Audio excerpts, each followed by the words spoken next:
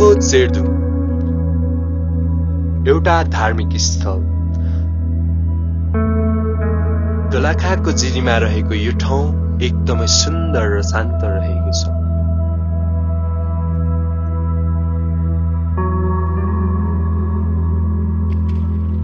नेपालको स्विजरल्यान्ड भनिने यो ठाउँमा आज हामी भ्लग बनाउन गइरहेका छौँ।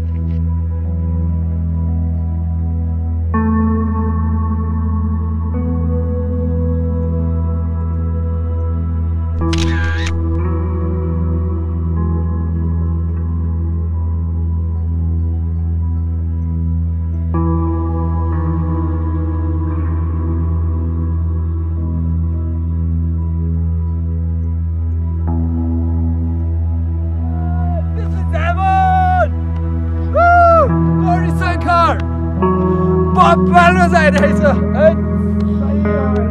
भ्यू हेर न, भ्यू गाइज यता भ्यू देखाइदियो त, दामी हो।